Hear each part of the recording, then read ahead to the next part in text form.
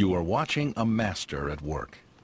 Bruce Lee, 5 feet 7.5 inches tall, 135 pounds of martial art dynamite.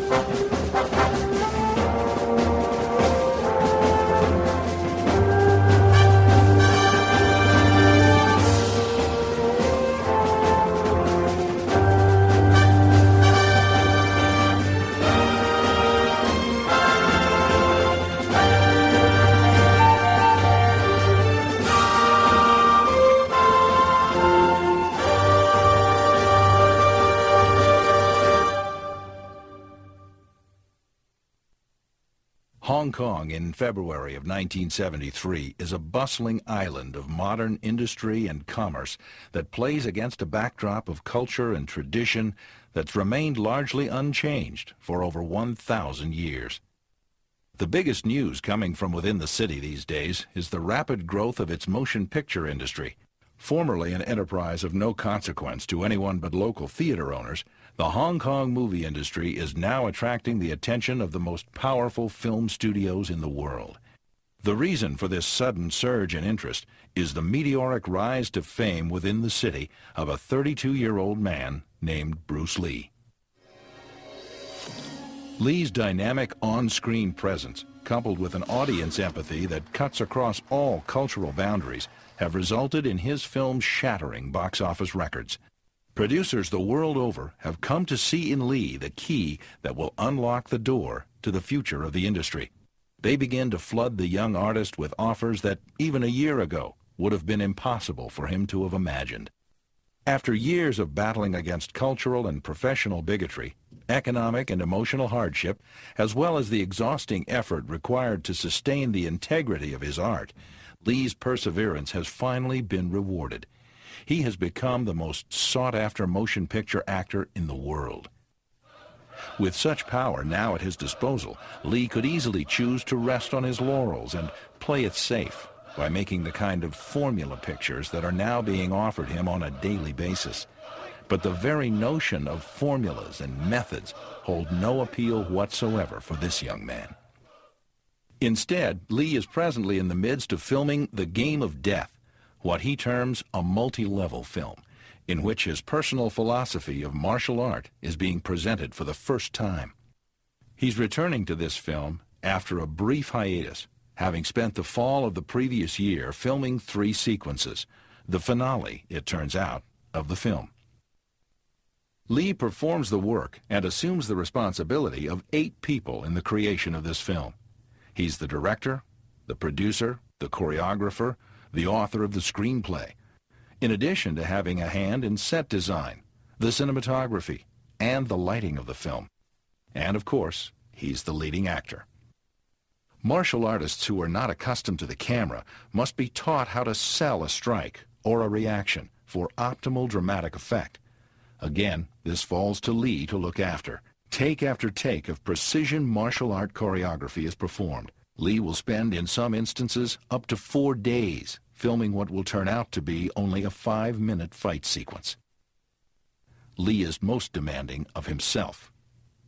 In this shot, involving his handling a nunchaku, an ancient oriental weapon that was originally used as a rice flail, Lee will shoot no less than 10 takes to capture one small sequence that will appear on screen for a mere 3.5 seconds.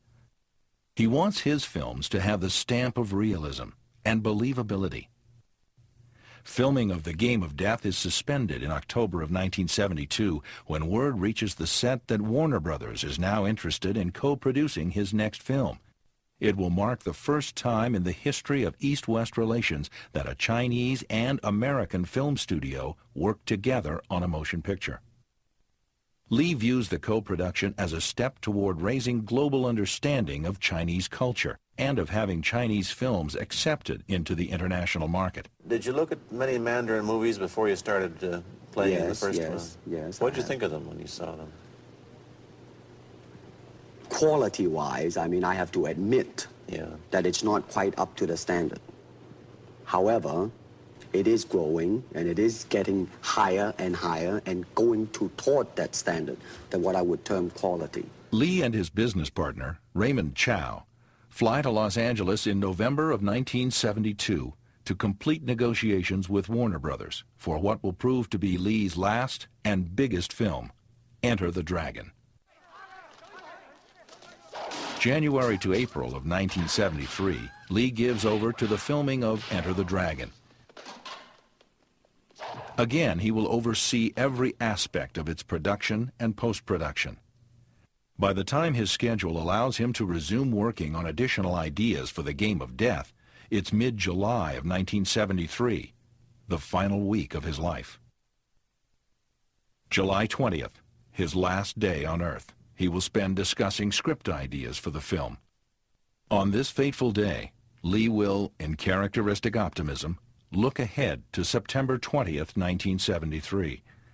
He will write in his daytime diary for this date of his intention to resume filming The Game of Death. These will prove to be the last words he will ever write. Lee's passing hits the residents of Hong Kong like a tidal wave. Disbelief, shock, anger. There was so much more the young man had to accomplish, so much he had to live for, and now, nothing. Upon Lee's passing, so too passes the movement toward realism in Eastern cinema that he had pioneered. Almost immediately, action films will revert to being unbelievable and hokey. Ironically, during an audio dictation that Lee makes only weeks prior to his passing, he comments on this very distinction between his films and those made by other, less dedicated production companies. I can tell you that as more Bruce Lee's films are shown, the audience will soon realize not only in acting ability, but in physical skill as well, they will see the difference. 5 years after his passing, excerpts from the film that Lee had worked so feverishly on during the final months and hours of his life are edited into a film featuring Lee's title, Game of Death. But the film bears no comparison to Lee's original multi-level vision. Without Lee's choreography notes, script outline, and motif, the producers are uncertain what to do with the 100 minutes of footage they have in their possession. Moreover, they discover that Lee was such a perfectionist that of the 100 minutes of footage they have in hand, 2/3 turn out to be outtakes and retakes, shots that Lee himself had discarded for sequences in the film that he felt were beneath his standard of quality. They deem only 11 minutes and 7 seconds of the footage to be worthy of inclusion in their film. The rest, approximately 21 minutes worth, they discard. Intercutting actual footage of Lee into fight sequences involving lookalikes and even using cardboard cutouts of Lee's head, the end result is viewed by many as an exploitive and grotesque joke played on the great artist's legacy. By now, even Lee's most zealous fans are beginning to believe that the original footage is gone and that it will never be possible to see the footage Lee shot in its entirety, nor to ever learn what his original storyline for the film was. In the fall of 1994, during research conducted for a multi-volume book series based on Lee's surviving writings, Lee's original script and choreography writings for The Game of Death are recovered. The writings confirm what had long been suspected, that Lee had indeed shot considerably more